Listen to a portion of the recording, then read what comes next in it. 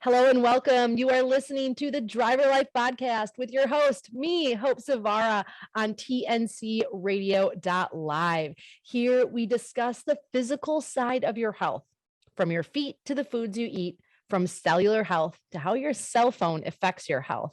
From how you move to improving your sleep, we cover it all here on the Driver Life Podcast. I believe it's the small, simple changes that lead to the big results in your life so that you can feel good again. And today on our show, we have a very special guest. His name is Dr. Jeff Essen. He is a dear friend of mine and a naturopathic doctor. Jeff is the founder of Whole Life Clinic in Rosemount, Minnesota, where he practices naturopathic medicine, nutritional therapy, and uses numerous biofeedback and therapy devices to aid patients in reaching their health goals. Dr. Jeff Essen is an accomplished naturopathic doctor, and he focuses on the little things. He loves to discover what it is that's going on in someone's body. He specializes in a wide variety of autoimmune diseases, digestive issues, and functional hormonal support needs. You are in for a treat because Jeff is our guest today. Hi, Jeff. Welcome. Well, I am so excited today because I have a special guest, and I call him a special guest because we only met a couple of years ago, and I decided right away he's probably one of the smartest people I know. And I don't say that about a lot of people, but the reason I say this is because his ability to understand complex systems in the body and why things do what they do and how they work, but more importantly, his ability to translate them for people like me and people like you to understand what's going on, because you probably have been around a doctor or a practitioner or a therapist or just your neighbor, and they talk over you. They talk over you because they want to appear smarter than you. They're not actually interested in helping you. And this is not the case at all. And so I want to welcome my good friend, Dr. Jeff Essen. Jeff, how are you? I'm excited that you're here, and I'm excited what we're talking about. I'm doing great, Hope. I'm doing fantastic. I hope you're doing better. So yeah, it's just one of those lovely days here in Minnesota, the oddball chance to be able to have the window open for a change. So it's really a pleasurable day here. I love it. Well, okay, so people listening may not know who the heck you are. And so why don't you give us a little background on like how you got into health and natural health, and like what brought you to where you are, because you have a plethora of knowledge and background, but you also have some expertise that I think for drivers listening might appeal to them, because you really focus in on a lot of the core problems that a lot of truck drivers and just Americans face every day. Sure. Well, are you familiar with those aptitude tests that you take in high school? Oh my gosh, yes. What are you going to do for a living? The pigeonholing test. Well, it always told me that I was supposed to be a medical doctor, but I have a real severe issue with math, and it was never going to pass calculus and all that other stuff you have to do. So I gave up on that. I went into business. My undergrad degree is in international marketing. So I went out in that world for a while. It just didn't appeal to me. I didn't have a passion about it at all. I then weirdly went with my wife to go get her haircut, and the hairstylist was talking about how she was going to massage school. And as she described it, she said, everything she said was like, you know what? I can do that, and I can be relaxed, and I can not be all tense constantly, and I can work a limited number of hours a day and get paid for it. Hey, let's just go to massage school. So I just literally dropped everything, went to massage school. Now this is when, early child, I got kids coming at this point. But still I did it, and I loved doing massage. Aptitude. I passed the anatomy class without missing a point. And it was really, really cool. And I was loosening people up for chiropractors, and that was just, a great way to make a living. And I was so unstressed, and my body could basically do it without even having to think about how to do it. And then you had happy clients leaving, right? Like they were happy when they left. Well, yeah, they were doing great, but we got in a pretty significant car accident. My lower back said, no, you're not doing massage anymore. Well, one of the chiropractors I was working with said, well, you should be a naturopath, because we had multiple conversations about natural health and so on. He goes, you should be a naturopath. And to that point, I'd never even heard the term. I said, well, what is that? He says, well, you sit down with people at a desk and you talk about vitamins. That was his description of naturopathy. which, obviously valued the whole thing. But I went home, I It brought hooked home, you. That's all that matters. It yeah, hooked you. I brought home an alternative medicine magazine, and at that time, the internet was just sort of a new thing. Not everybody had a website, so I started calling these schools. I said, "Can you send me a prospectus package? Can you kind of give me some info?" And I waited, and here's all the stuff coming in the mail. And I looked at one of these things, and I said, "Well, gee, that looks like there's like 2 or 3 top contending schools here. I'd love to go to any one of them." And so I called one of them to ask about the financial aid package that they had, and they said, "Well, that's great. We'll send you all that, but there's a 5-day intensive course that's going to occur in like 2 weeks. And if you don't take that class right now, this time, it'll be 18 months before that class is available again, and you can't get your degree without that class." And literally that moment on the phone, I made the decision to go to that school. And I called my wife and says, "Guess what I did?" Oh no. Sounds and like sure my enough, relationship with my husband. Guess what, honey? you're right. So I end up then in naturopathic school. Again, one of those things that, because I was passionate about it, because I kind of have the mind that's able to grasp that kind of information, I graduated top of my class. Everything went great. I dove right in, and I've been unemployable otherwise since. And so now, coming up in July, will be 22 years. So I Wow. graduated in 2000.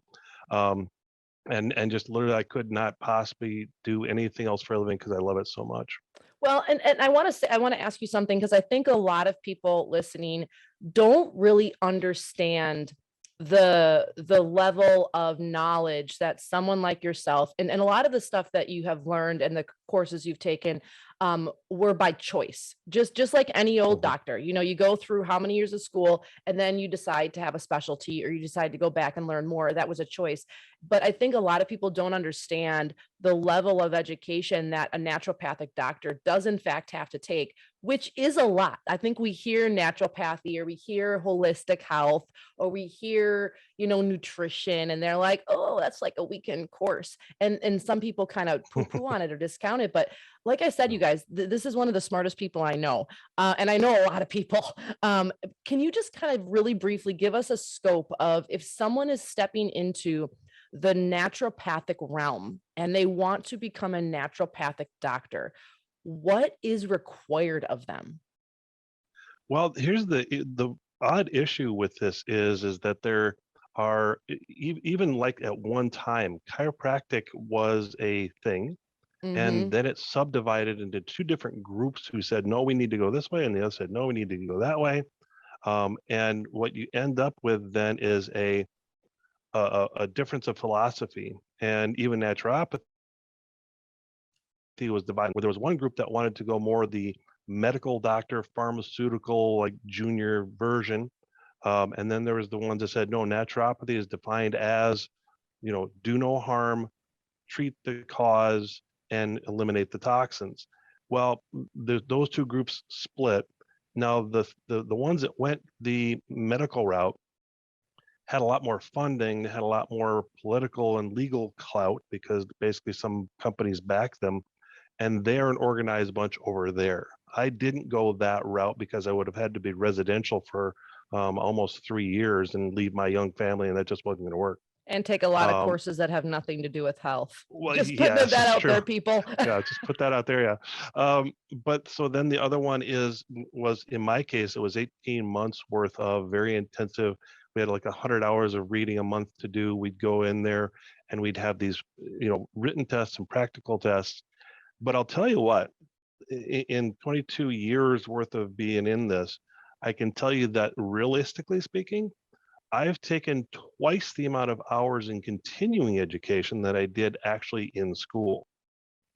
On average, every year, I'm participating about 100 hours of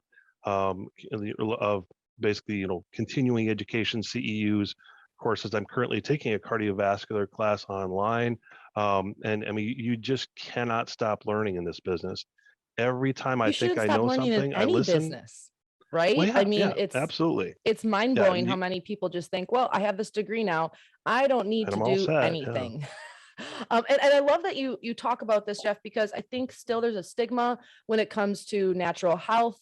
And obviously, on the show, I'm never, ever telling anybody that they should not consult their physician or their primary care doctor.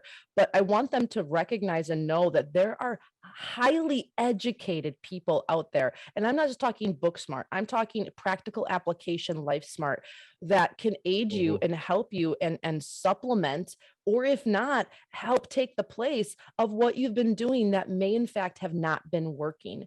But there is Sure. enough people out in the world, which is why I'm having you on the show today, that aren't doing anything at all. And I think education is always a big piece. I'm a lot like you. I don't have a naturopathic doctorate degree, but after schooling, I was like, wow, I still know jack shit. I need to learn more. And so I did like all hundreds of hours, thousands of hours outside of the fitness community, outside of the yoga community. And funny story, Jeff. So I'm like one semester away of a master's in holistic wellness. So I did go to school for naturopathic health, and things just happened in my life and I never completed it. And so I forget that I did this, right? I forget that I did this. And maybe one day I'll figure it out and I'll finish it up. But that I just always laugh to myself and I'm like, I guess I am smart. I just forget that I am. Well, and Hope, here's something I'll let you know about. Our mutual friend Karen Urbanik has an organization called the Holistic Healthcare Educators, the HHE, and her daughter Amy is on the board with me in an organization called the International Holistic Health Alliance, where we are gathering under an umbrella all these different educational bodies. We are currently, Amy and I especially, are involved in the development of a naturopathic curriculum, meaning that through holistic healthcare educators, we're going to facilitate a system of education to bring to people to that naturopathic degree. I love it. And so I just sent Amy one of the many emails we share back and forth just the other day, and we're going to get this thing put together and developed so that people from any walk of life who have a passion, who have a desire to help other people, can go through this course at their own speed, a chunk at a time. It's kind of built in modules. You take the module until you're done, and then you take the next module. There's no preset amount of time it's going to take. And at the end of it, and here's where what we just talked about is important, is there's a mentorship program that when you go decide, if you're a naturopath and you decide that, wow, herbs are my thing, well, you will have taken the basic herbal class, but then you take an advanced herbal class, and then you're going to go mentor underneath a master herbalist who's then going to specify your knowledge to the real world application of, here's how you, the naturopath herbalist specialist, are going to evaluate people, understand what's wrong with them, develop a protocol for them, explain it to them. And that practical application is going to be the last thing you do before you take your final exam. I love it. So this school is just going to be exactly what we were talking about. It's yes, the academic knowledge has to be there, but there's also the practicum and the interface with real people that we want to also develop. Well, we all know those people in health, but also just in the world that are super book smart. They know all the right things to say, but come to real life, they can't apply it. My husband's in the construction world. He sees it all the time. Oh, I have a, master's in, project management. And then they step on a construction site and they've never seen a piece of dirt in their life. And surprise, what they learned is just not working out. Like, it's just not applying. It's not practical. So I want to get into it because I want to learn from you. Selfishly, you guys, I really have him here because I want him for 45 minutes. But we're talking about cardiovascular health today. And this is a great topic because, as you know, we've talked a little bit about trucking before, when we have been at some events together, and truck drivers, unfortunately, are very unhealthy. Not all of them. If you're listening, I'm not talking to all of you, but health is a huge concern for them. And in a portion, it's not really their fault. And I say that because there is no level of education that is looming out there saying, hey, you need to do this, which is what I'm trying to fix, you guys. And you know about this. And I'm trying to help the new up and coming drivers, have that knowledge and education. But for the drivers now, those of you listening now, cardiovascular health is a big portion of whether or not you are going to live a healthy life. And so I I have a first question for you, and I have a feeling it's just going to spur off into something else anyways. But one, what is cardiovascular health? And two, why is it so important? I know these might seem like vague questions, but you know what? I think for a lot of you listeners out there, you might think you know until you listen to Jeff. Well, ironically, the cardiovascular system is a system of delivery. So much like the truckers that are out there on the road delivering stuff from point A to point B, your cardiovascular system in your body does the same thing. It delivers oxygen to your cells. It delivers nutrients to your cells. It delivers immune cells to where they might be needed. And then after having dropped off their initial load, they then take on an additional load of waste products like carbon dioxide, other gases, some debris, and then they, like uric acid is another good one, and then they move that to the filtering organs like the liver, like the kidneys, to bound for excretion. So it is literally a delivery system, and the mechanism of control and regulation and different stops that this system has to have is also very similar to our road system that we have in the US. Ironic. There's I want to ask you something about this before you go any farther. So you're talking about it's a delivery to other parts. Is it the whole body? Like, talk to me about this idea of because we think about the heart, we think in parts. I mean, I think that's how we're educated in this world, right? You're a heart doctor, or you're a physical therapist studying just the muscles, or you're a brain doctor. It's all, so it's delivering it to all parts. Every single cell has blood vessels running by it. The finest, smallest level of them goes from the arteries, which are carrying oxygenated blood. They go down to these tiny, tiny little microscopic tubes, they're called the capillaries, that then off-gas the oxygen, take on carbon dioxide, and then become the veins. There's one of those little capillaries hitting every single cell of the body to provide every cell with those oxygen, nutrients, and other things. So without a doubt, it's the most broadly dispersed system you have. It affects every single cell of the body. So I'm going to be the difficult patient right now, and I'm going to tell you what I hear sometimes. But okay. Jeff, I don't have time. I don't have time to like exercise or take care of that. Or I get the other response.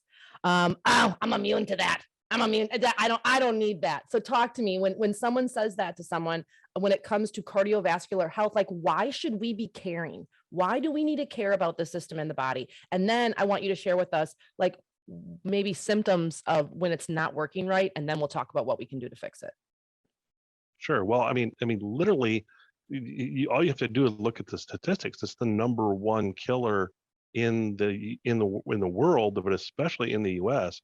You're more likely to die from cardiovascular disease than you are from anything else. Wow. So just for that alone, but then you start getting into the subclinical, subacute things like lack of energy, lack of motivation, drive, and vigor. For men, erectile dysfunction. For women, there's this thing called dead pelvis syndrome, where they can't have orgasms and they have horrible menstrual cycles because the blood isn't flowing there. Peripheral neuropathy, yes, often inspired by diabetes, but it's the cardiovascular downwind cycle of lack of oxygen flow to the feet, so the nerve cells die. So okay, so stop for a second, because diabetes plagues yes. the trucking industry. Connect this for me a little bit, and connect this for listeners. So a lot of people struggle with neuropathy when they have diabetes, and some people care about it and some people don't, unfortunately. I had a client many years ago that his dad had neuropathy and diabetes, lost his feet. And so once a month they came in and got reflexology from me, because I'm a certified reflexologist and I did a lot of that back then. And he was like, I got to take care of my feet. I got to take care of my feet. He was concerned about the diabetic side, but you don't hear people talk, Jeff, often about the connection to the cardiovascular side. So talk to me here, and listeners, like, paint this picture for why they need to pay attention to this, and why they should care about this. Sure. Well, diabetes is elevated levels of blood sugar that the insulin is no longer capable of bringing down. To kind of put that in a simple terms, just for people who may not necessarily, they've heard the term, but they don't know what it is. Now, that used to be measured by virtue of your fasting blood glucose. You go in for a blood test and your blood glucose levels, if it's above 127, oh, you're diabetic. But that didn't necessarily turn out to be the best test, because there were those people who, based on that number, that might be just a snapshot of that moment in time, it didn't really reflect the long-term issues. So they switched over to a thing called hemoglobin A1c, and you may have heard this term. Mm-hmm. Now, most people just go, oh, well, that's how we measure for diabetes, but they don't understand what's being measured. What's being measured is the abundance of something called advanced glycated end products, AGE, and literally that's what they do to you. This is, I give people the analogy of creme brulee. So creme brulee is this nice soft custard underneath, this hard crusty stuff on top. Think about your cells, especially the cells in your bloodstream and of the vascular tissue, that tube that you have, that the protein structure of your cardiovascular system and the things like your cholesterol in your blood are that custard. Now, you take an amount of sugar that kind of coats those proteins. By itself, that's not necessarily bad yet, but then you incur what's called oxidative stress. Mm. So oxidative free radical damage that occurs, a destabilization of atoms, and you can get all technical about it, but the easy analogy goes back to the creme brulee. What do you do for creme brulee? You sprinkle sugar on the top, and then you take this little torch and you oxidize the sugar, you burn the sugar. That creates that hard crustiness. Now, if you think about your cells getting hard and crusty, they become inflexible, they break instead of bend. They then start to congest and start to form plaque as a result of that process. So the measurement of diabetes as A1C is describing something that's destroying the cardiovascular tissue as well. Interesting. So most people we just, really they look do at that need to be A1C paying number and they don't attention. get it. Yeah, and you need to pay attention. And I'll tell you what, and I know most of these truckers are going to not like this statement, but what is one of the most common things that you consume that is by its very definition an advanced glycated end product? Mountain Take Dew. a coffee bean that has Oh, all kinds of sugars in it, and then you roast it, you burn it, you oxidize it. So coffee is literally drinking the source of diabetes. okay. Well, you have to say this again because I have never heard this before. Jeff, say it again because this is like my mind is blown right now. So going back to our definition, what is an advanced glycated end product? It's a protein that and carbohydrates that are oxidized. So again, you take that coffee bean, which is full of carbohydrates, especially some fibers, and then you roast it. That oxidation process of that coffee makes coffee an advanced glycated end product, which is a contributor to diabetes. You guys can't see it right now, but my mouth has just dropped open to my knees. I know, and it's like, not what everybody wants to hear. And a lot of these guys, you get the 64-ounce mug and all that kind of stuff. Sorry, I know that the coffee industry has sponsored studies to say, hey, it has some polyphenols in it. It's good for you. No, sorry, it isn't. wow. Now, green coffee, that's an entirely different deal, because what did you not do to the green coffee? You didn't oxidize it. You didn't roast it, so therefore that coffee bean is okay if it's green. Same with tea. Green tea is just fine. As soon as you burn that tea and turn it to black tea, that's not good for you.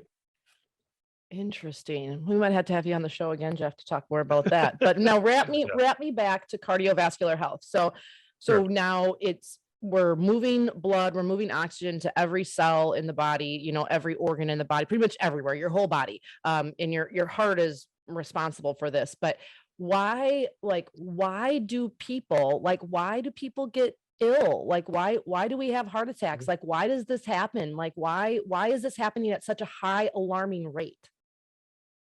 Well, a lot of it is, of course, diet. And by the way, let me dispel the myth right now. The cholesterol that you eat has nothing to do with the cholesterol in your bloodstream.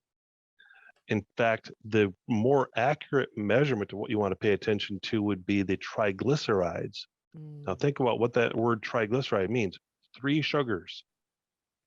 Cholesterol is formed by sugar, not by the cholesterol you eat. So a low fat, low cholesterol diet is just a ridiculous idea. It's the dumbest thing anybody ever came up Well, with. you need cholesterol for your brain too. Like your Oh, yeah. body, some organs of your body thrive on cholesterol. Like I find it interesting, Jeff, that this is my theory. And now I'm not a doctor, okay, but this is my theory.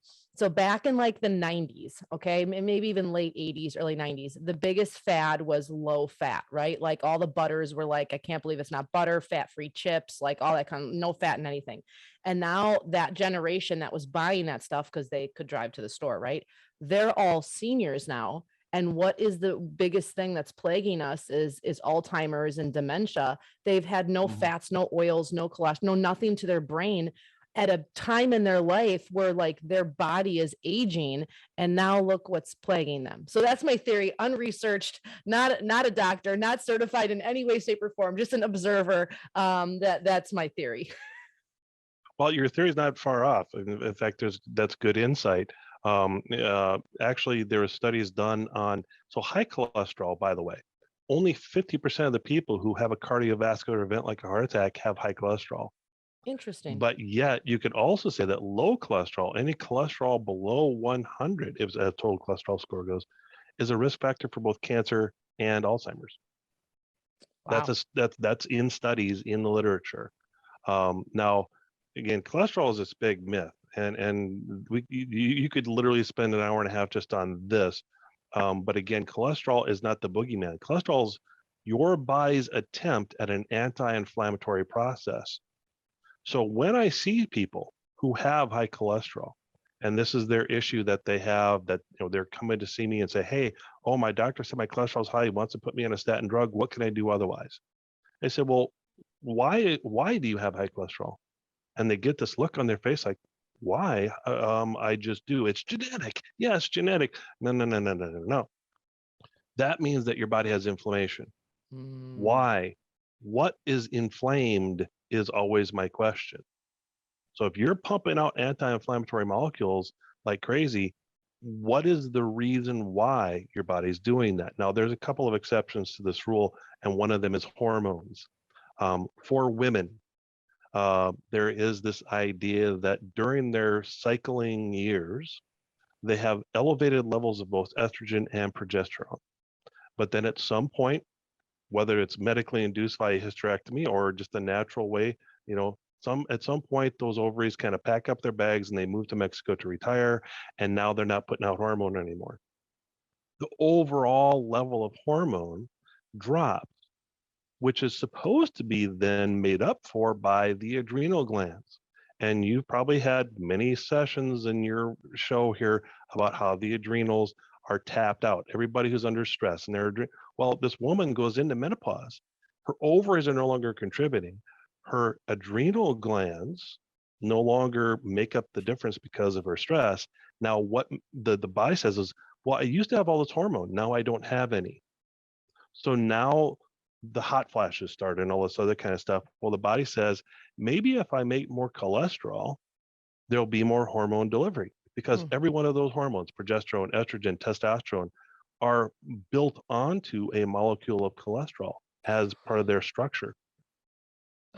So the body My says, mind is blown lack right now of because hormones. now I'm just thinking of all the women I know that have like menopause issues and hormonal issues and like just menstrual cycle issues that could have been wreaking havoc on their body following a diet that is low in cholesterol for years and years and years. And then their cholesterol levels are high on their annual exam, and then the doctor puts them on a statin drug, and their hormones can no longer have a base structure upon which to, it's this stupid cycle, right?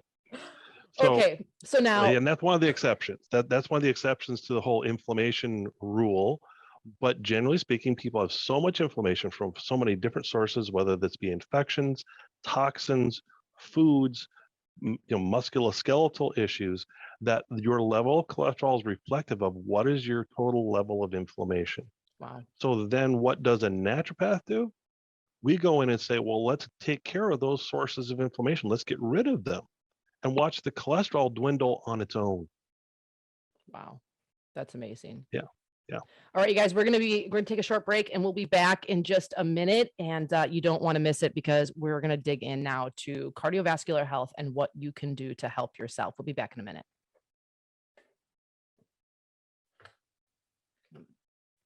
All right, hard break. Yep. At 25:58.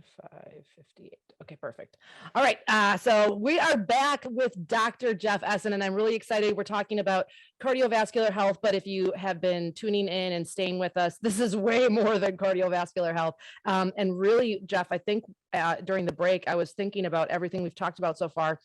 And what I am taking away from this, and I learn so much from you every time I listen to you speak, everything is so interconnected in our body that you do or don't do one thing in any area of health and it will affect another.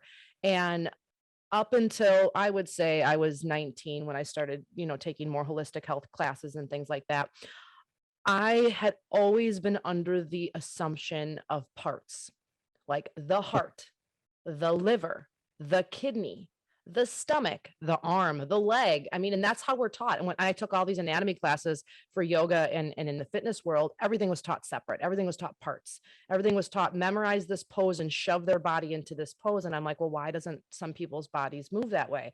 And we're taught parts. We're not taught people. We're taught poses. We're not taught people. And in this instance, we're taught drugs. We're taught, we're taught symptoms. We're taught, how to fix things, but not why it happened in the first place. And I want to wrap back to cardiovascular health because a lot of people in middle age to upper age know that cardiovascular health is a challenge. You hear people, it's like common language, oh, heart attacks run in my family or this and that. And like, it's just like this normal conversation. What can listeners do? What can drivers do to improve their cardiovascular health, to protect their heart? Like, what are some things that they can do that aren't complicated? Because drivers, time is limited, their schedules all over the place. They don't always have access to fancy food and herbs, which is something that when people come onto the show, they don't always understand. They're like, oh, buy this thing. And I'm like, some drivers aren't home for 6 months at a time. Amazon is not going to help them. And so talk to me about things that drivers can do that are practical, that make sense, and that can help them. Well, I mean, realistically, there's a lot of things we did mention earlier, the idea that sugars are what create cholesterol. Sugars are then oxidized to create these advanced glycated end products. So the obvious answer there is staying away from sugars, especially oxidized sugars. That would play a big role. And if somebody did nothing but that would go a long way. I have a trucker as a patient. He's also diabetic. You know many of these people. And literally what we did is we just shifted his diet more towards a good fat and good protein. And I said, and he also turned out to be gluten sensitive.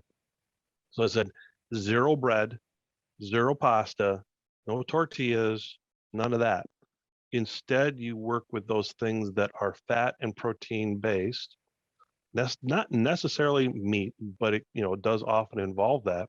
And just get away from those simple sugars. And his numbers, his diabetes, he's got one of those meters that attaches, it's attached to him, and it gives him these reports, a constantly flowing report of here's how your glucose is going. We dropped him 30 points. Wow. It was just phenomenal by doing nothing but that. That would be number one thing I'd think of. Now, and what would be someone's effect cardiovascularly? So if someone does that and they stay away from sugars, which Jeff, I'm going to be fully transparent with you. This is the first time I've ever heard anybody, and I read and listen to a lot of stuff around health. This is the first time I've ever heard somebody recommend reducing their sugar intake for cardiovascular health. Like, this is the first time in my entire 38 years on this planet that I've ever heard anyone say this. Yeah, well, and that's again connected. There's no such thing as a system or part that acts independently. And so what is flowing through your bloodstream? Oxidized sugar, of course, that's going to affect the cardiovascular system. And it's been well known for a long time and documented that people with diabetes have a very much increased risk of cardiovascular disease. That's not a mystery, but there's mechanisms of why. Okay. Now, the other couple of things that one can do based on proof in the literature that does, you can actually go back and find studies. One of the other good things you can do for your system is what are called methyl donating nutrition, which in most people's parlance would break down to B vitamins. Methylated B vitamins play a very significant role. And in the studies that were done, and these was called a meta-analysis, let's take 22 studies and look at the cumulative results kind of things. There was a 17 to 23% decreased risk of death simply by the application of proper methylated B vitamins. Wow. Where Nothing can we else find those? Like, how do changed. we get those in our diet? Well, you got to be, for diet wise, it's going to be a lot of the more colorful plants. Also, some like the red meats do a good job of this. The reality of it is, as expressed by the instructor, who's one of the most knowledgeable people on the planet for autoimmune disease, but now he's delving into cardiovascular disease, Dr. Datis Karazian. Effectively, you're not going to food your way out of this. Especially if you're eating on the road, you simply can't do it. And the advanced amount of nutrition that's needed supersedes what you're going to get from food. Now, that doesn't mean don't eat good food. That just simply means if you're looking to do a therapeutic job with nutrition, you're going to have to do supplementation, period. Now, again, very important not to go out to your Walmart and buy a set of B vitamins. No. No, funny thing that it needs to be a those professional grade $5.99 version. vitamins aren't going to do anything for me, Jeff. I'm shocked. Most of them are in an inabsorbable tableting base to begin with, but aside from that, the vitamins are not in the right format for your body to use for this kind of benefit. So professional grade methylated B vitamins are one way to go. Now, the other version that is inescapably beneficial for so many different things is fish oil. And this is, again, you go to the literature and you talk about reductions of 30 to 40% in the groups that take those versus those that don't, of a reduced risk of cardiovascular incident and death. Simple as that. Wow. Now, and again, this is not any old fish oil. You want the professional grade ones because many of the cheap versions that you buy are going to, they're going to have heavy metals in them. And B, they're going to have maybe a spoilage kind of aspect to them where you're taking like a they're rancid oxidized, oil. right? Like Right, yeah. You need nitrogen based. Is that what it is? I can't, nitrogen packed. Well, yeah. Yeah, that they, and even sometimes the gel cap that they're in is a toxic gel cap. There's all kinds of things. In others, again, you need professional grade versions of these. But most people don't understand too, is that not only does this fish oil help your blood have a better viscosity, help keep the red blood cells from sticking to one another, but all good fats are anti-inflammatory. In fact, you can use essential fatty acids as effectively as over-the-counter medications like aspirin, Tylenol, Motrin, Advil. Wow. They are as effective. Which goes back to the cholesterol thing then, right? Like helping get rid of inflammation in your body. Right. And what goes back to the diabetic thing, like it's all connected. I'm smiling right now. You guys can't see this, but if you're listening, if you're starting to connect the dots, if you've never heard this stuff before, this is so awesome, Jeff, because one of my big things, and you know this about me, I just love breaking things down for people to understand. I got irritated when people would talk over me and I felt like, you're trying to help me, but I don't think you're trying to help me. You're trying to help yourself. And so I love this. So fish oil, methylated B vitamins, watching your sugar. Talk to me about what people typically hear when it comes to cardiovascular health. And that is you need to do cardio. And most people, I think, are going to be like, my knees, my back, I don't have time. I don't want to do that. I want to get sweaty. Talk to me about that typical suggestion, good, bad, variations of it. Like, talk to me about that, the effects. Sure. Well, and it is true. But let's explain why. Why does cardiovascular benefit the whole cardiovascular system, not just the heart as the muscular pump, but how does it affect the blood vessels? Well, when you get into it, there's this substance called nitric oxide. This is a chemical that has a regulatory kind of aspect of the contraction or dilation of blood vessels. We have to, given, say, exercise, be able to redivert some of the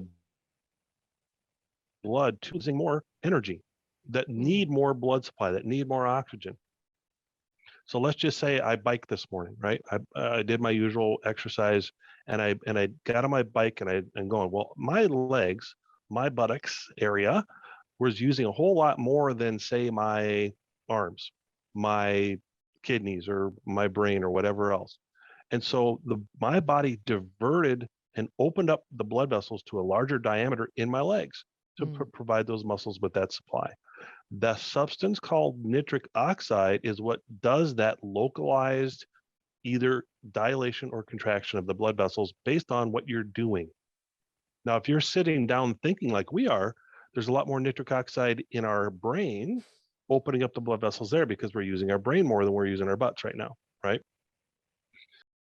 So going back to the idea of blood pressure and this nitric oxide thing, what's going on there is that you get the kidneys produce this hormone called renin, R-E-N-I-N, that then goes to the liver.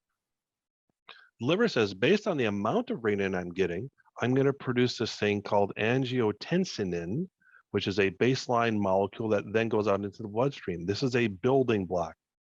Now, at some point, that stuff gets through the bloodstream, it gets into the lungs.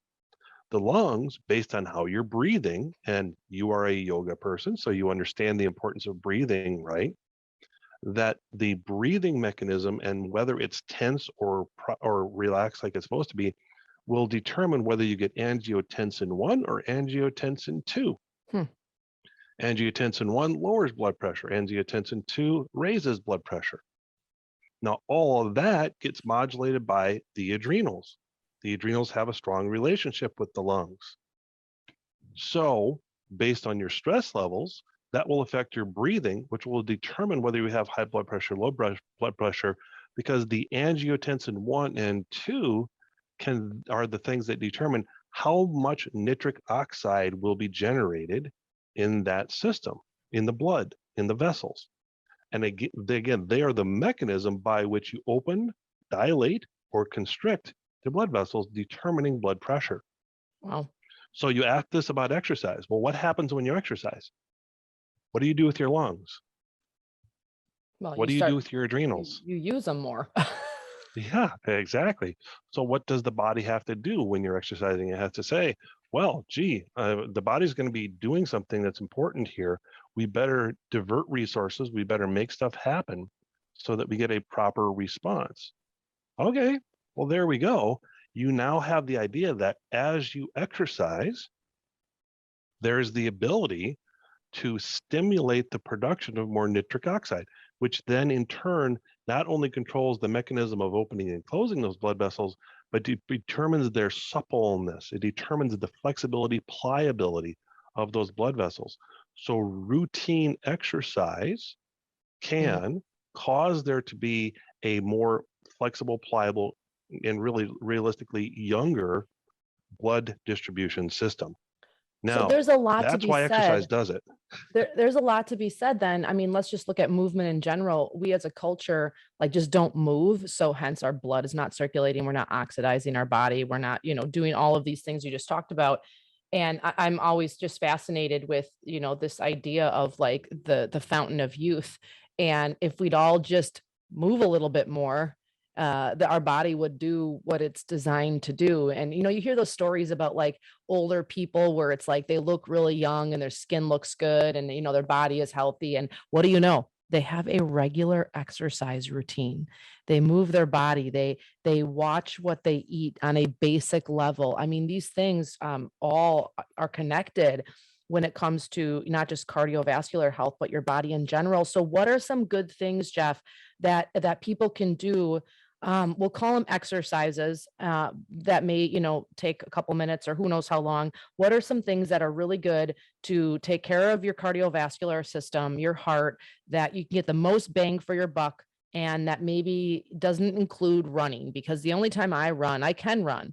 The only time I run is if a bear is chasing me, and I've yet to be chased by a bear. So do the math there. So what can we do to take care of this system of our body?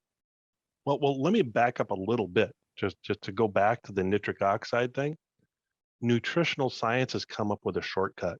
Mm, You can actually generate more nitric oxide through supplementation. Now, interesting. that becomes if I can't exercise, I can at least do this kind of thing. The one thing I will warn people about if they investigate nitric oxide is there's 3 different subdivisions of nitric oxide. There is the ENOS, which is endothelial nitric oxide. That's good for your endothelial tissues. Endothelial, the way to think about that is everywhere where your body touches the outside world, including your blood vessels, your digestive tube, your respiratory tract, and your outside skin. Now, that means that this endothelial nitric oxide generated by, exercise and the right foods and so on would also be very useful, of course. That's how you get your blood vessels better. Now, there's also NNOS, which is neuronal nitric oxide. And you can guess what that's good for. That's good for your brain, right? And then there's the thing that's only meant for when you're being chased by the bear, which I'm glad that you're not being chased by bears routinely. But the inducible nitric oxide is only for emergencies. This is when you need the extreme performance of saving your life in an urgent situation. Now, that one's really good for just completely pumping up the blood. You're going to just be super strong, super performance. If you're an exerciser, this will be great. Just couldn't be better. But that one also damages tissue at the same time. It's meant to be for the very occasional extreme need. And we're willing to sacrifice the destruction of some cells To save for ourselves. the sake of increased performance. Here's the problem, that there's a number of nitric oxide supplements on the market that used large amounts of the amino acid called arginine, or L-arginine, to stimulate nitric oxide. And they brag about increased nitric oxide levels. Here's the problem. It's inducible nitric oxide that they're stimulating. So you're getting the damaging, harmful kind that's being stimulated to be higher levels. And yes, you may feel better. And yes, your blood pressure may get better. But in the meantime, you're ripping apart your organs and glands. But there are other versions that don't have the high levels of arginine in it that then do that. They increase the endothelial, they increase the neuronal, and they decrease the inducible. Now, again, these are more usually the professional grade products that can do this for you. But if you're sitting there in a truck all day and you want to lower your blood pressure, you can take these supplements and it literally kind of brings down that tense kind of, contracted blood vessel, which decreases blood pressure. So that's one thing that could be the way that nutrition could start making that happen. There's another interesting little side note on this, though. There are nitrogen-based compounds in your food, right? If you go fertilize a garden, what do you fertilize it with? Nitrogen is one of the things that's in the fertilizer, right? So there's nitrates and nitrites in your food. In order to be able to properly digest them, we have a symbiotic set of bacteria that are supposed to be in our mouth, in our saliva. We don't properly break down nitrogen in our foods if we don't have those good bacteria. Okay. Now, here's a problem. What does your dentist tell you to do? Kill the bacteria. Take this mouthwash that has alcohol in it and kills everything. Yeah. You just like that old model of you've got the good guys in your gut and you got the bad guys in your gut. You want the good guys to be more. Well, here's your problem. You've got dentists and the media telling you kill off the bad bacteria in your mouth. Well, if you use something indiscriminate, like an alcohol-based solution, you're going to kill off the good guys too. Now you can no longer digest the nitrogen-based compounds in your food, which means you have no nutritional base from which to make your nitric oxide. Wow. So fermented foods. And you know all about these, I know, but these are the naturally fermented foods like, say, raw sauerkraut, kimchi, some of the beverages like kombucha. Oh, my drivers, I talk about kombucha. Yeah. So that's how you can, by establishing good bacteria in your mouth, actually increase your nitric oxide levels by getting more nitrogen digested in your food. Wow. These are just some of the weird little things you learn when you take classes online. I never had any clue about that until 2 weeks ago when I was watching Dr. Karazian talk about it. Wow, this is amazing. So way more strategies to improve your cardiovascular health. But Jeff, you still got to answer this question for me. When Okay. it comes to exercise, Yeah. what are things that drivers can do to improve or take care of their cardiovascular health? Now, there's a lot of stuff in the media right now, and we have a couple minutes left, that talk about, weight lift instead of, get on the elliptical, do heavy weights instead of, get on the treadmill. And I do believe if you're looking at like, building muscle and burning fat and things like that, yes, I do lift weights a couple times a week myself. And it's been great for my body, but you still need to take care of your cardiovascular side of your body. And I'll be honest, like if I'm not out going for a walk a couple of times a week, I try to go every day, and really pushing myself. I do notice my endurance levels are lower. I notice that my lungs aren't as strong. But like, what can drivers do to improve their cardiovascular health? What are some movements or exercises that they can do? Maybe give us like three. Well, I can just give you a category. Number Great. one category, yoga. Now, Dun, dun, dun, remember dun. Now he's speaking my language. I talked about that mechanism of your body needs to send more blood to this area because it's being used. You don't have to be contracting muscles to have that happen. You can be stretching muscles to have that happen. The So more it's you just move. stretch, You just need to move yeah, just multiple move. body parts, Yep.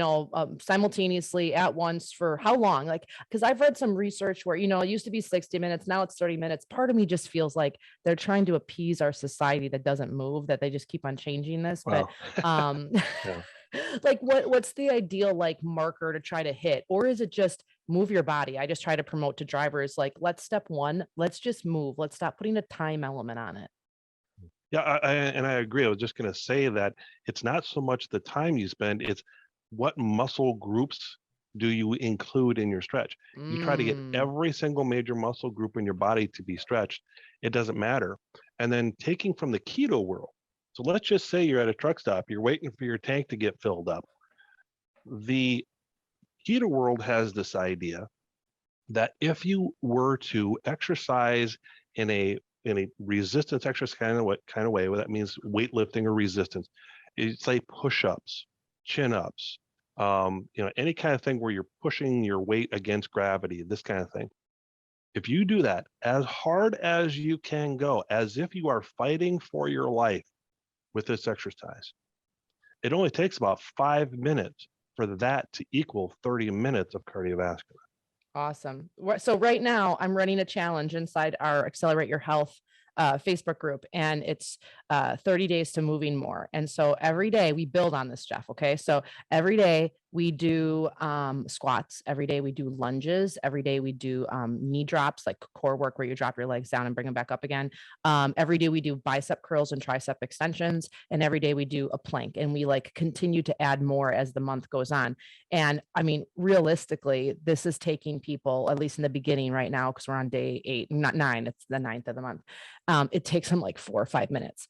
And I keep telling them, like, if this is all you do all day, you're using every muscle, every system in the body, you're challenging yourself. And it's mind blowing to me. It's exciting to me. I shouldn't say it's mind blowing to me because it's not negative, it's positive. It's exciting to me the what I'm hearing back from these drivers, where it's like, yeah, they're sore, or they feel it, or they're like exhausted a little bit after just a couple of minutes. But this is my exact point.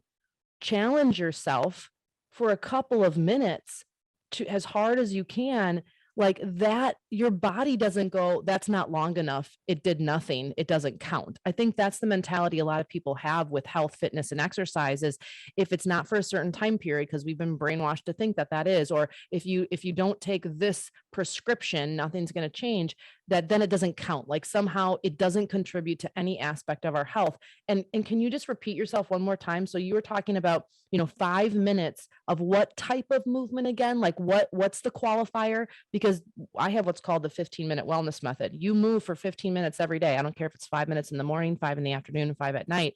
Like that contributes to your health. Like that is worth committing to versus 60 minutes once or twice a week. Because then what do most people do, Jeff? You see people all the time, you know this, then they don't move for the other 23 hours of the entire day. Like, let's sprinkle this in, people. Let's stop complicating this, you know?